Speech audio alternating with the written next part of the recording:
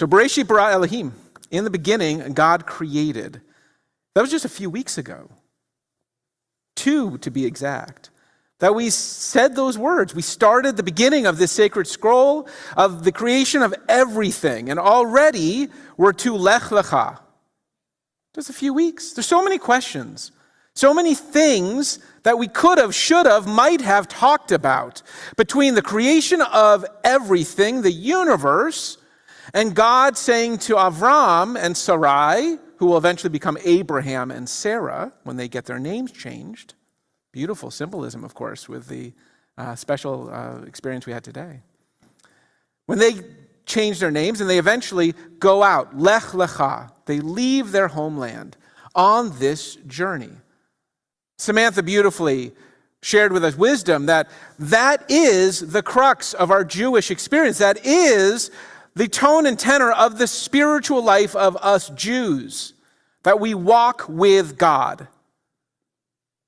Rashi, the great medieval commentator, in the first words of our sacred book of Genesis, Bereshit bara Elohim, in the beginning God said, God created. It asks the question, this great 10th century commentator asks, how come the Torah doesn't just start with Exodus chapter 12? Exodus chapter 12 is in the midst of the redemption of the Jewish people. The plagues have already taken place.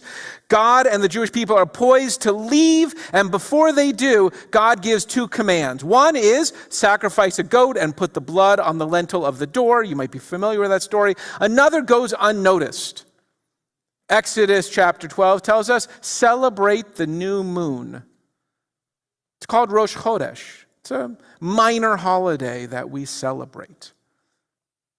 When the moon is non-existent in the sky, it is in its darkest, waning and waxing, we have a moment in which we quasi-celebrate. I say quasi-celebrate because we don't do anything like Passover or Hanukkah or anything like that. It's marked in our prayers, it's marked in the day, and then we just move on. That's the first commandment in the Bible. And look at what sort of attention we give it. Most of us probably haven't even experienced a Rosh Chodesh service. There's not much to experience, truthfully. And so Rashi asks, why didn't the Torah start there at our first commandment? And Rashi then goes on to say, it's because we wanted to establish that God is the creator of all, and so therefore God can dictate the journey that we will be on. Because, of course, after all, it's all owned by God. It all belongs to God.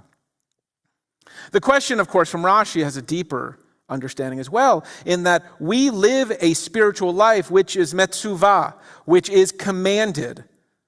You might have heard of the word mitzvah. Has anybody heard that? Right? We're at a bat mitzvah.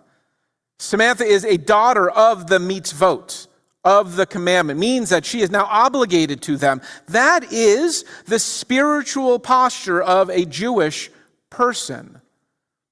Over the millennia, we've been criticized as being legalese, that our Judaism has no compassion. We don't have a connection with God. We just do. We take orders and we do them. That's just an insult that is thrown at us. In truth, the spiritual life we have is one deeply connected with God through commandments. And so then you have to ask, well then, what were we reading today? As Rashi asked so brilliantly. Why don't we just get to the point? Cut out all those stories of the creation story, of Noah's Ark, of the Tower of Babel, of Abraham, of Isaac and Rebekah and Leah, Rachel, Sarah. Get rid of all those stories of Joseph and the coat. Get rid of all of it. You don't need the plagues in Egypt. You don't need a new Pharaoh rose, Moses and the burning bush. Get rid of all of it and just start with commandedness. But in fact, we would be missing the core, the essence of our spiritual life, which is one of a journey. The commandments, the mitzvah, the mitzvot, might tell us how we step each way along the journey, but the journey is the point, which is why what Samantha read today, Parshat Lech Lecha, is so important. It's why she said that Abraham became the father, the patriarch, and Sarah became the matriarch, the mother of all Jews. Jews do not tie themselves to the beginning of Adam and Eve. We could tie all of humanity to Adam and Eve. But we say our journey began with Abraham and Sarah. Lech, Lecha. Go forth.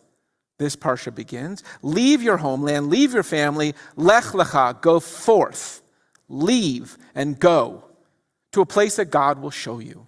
Brilliantly wraps into what Samantha talked about, doesn't it? God will be with you on this journey, with you enough to show you where to go, right?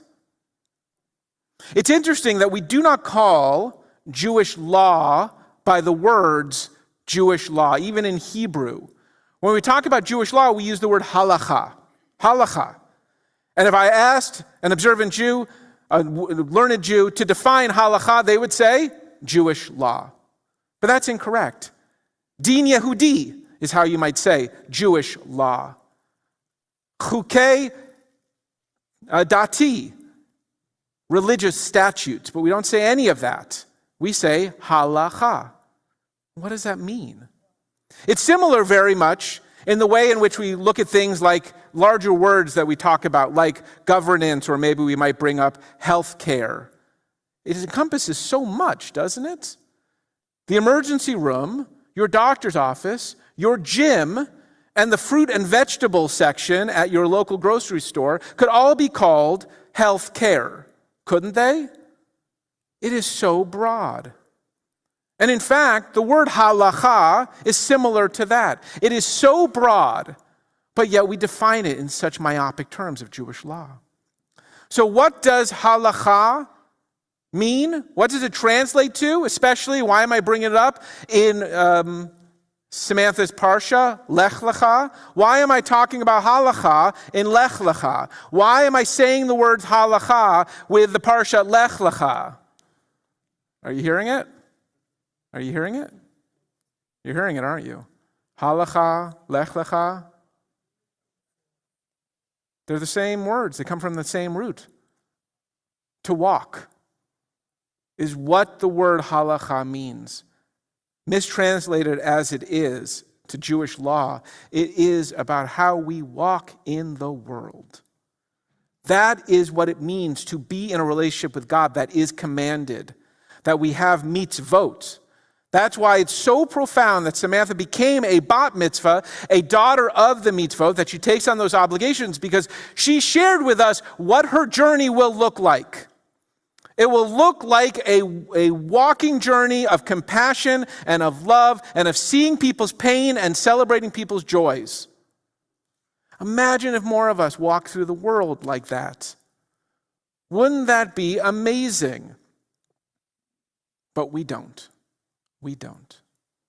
And so we come here today, we've gathered in this moment, we're viewing online, and I hope that we will take away that when you think about your religious observance, with all the commandments that we will have, to read Torah, to study Torah, to light Shabbat candles, to make a Passover Seder, to celebrate Purim, to keep kosher, whatever it might be, to know that that is the way in which we walk in the world.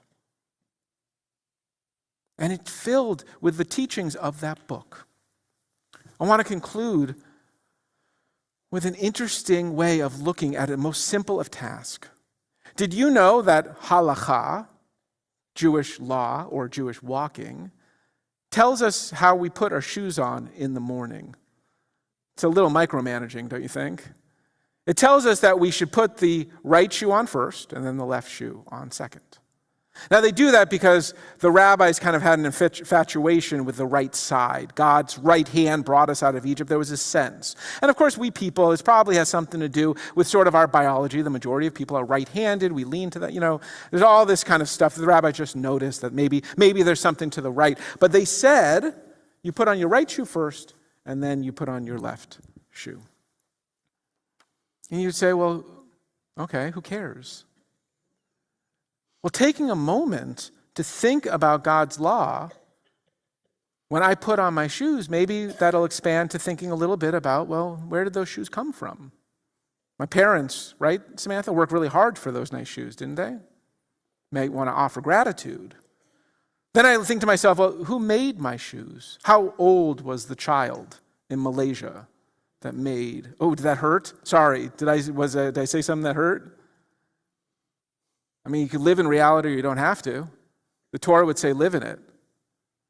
Were they paid a fair wage? The Torah tells us they must be paid a fair wage. They must be paid on the day that they do those services. Do we do that? Are we sure? Then we go downstairs, right? And we eat our breakfast. What's your favorite breakfast, Samantha? Cereal. Who doesn't love cereal? Two of the greatest components, right, for breakfast, right? You have a wheat product. If you're fancy, maybe you go with like a barley product or something like that, maybe oats. You have a wheat product or oats product, a grain product, and you have a dairy product. How'd that milk get to your table? Oh, the rabbi's such a bummer. How did the milk get to that table? How were the cows treated? Were they allowed to graze freely, or were they hooked up to machines for most of their life so that we could pump the milk out of them and get it to the store? What about the wheat? Was it grown in fields that were clear-cut, that used to be forests that were clear-cut? Or did they come some other way? By the way, all laws in that scroll. Halacha isn't just about doing commandments. It's about being mindful. It's about walking through this world and being careful with every step we take. Lecha, as Samantha taught us today, is more than just a journey. It's about seeing and feeling and alleviating the pain and the suffering of others around us. And we do it by being careful with the way we put on the shoes, the way we eat our breakfast, and the way in which we halacha, we walk through the world. Shabbat shalom.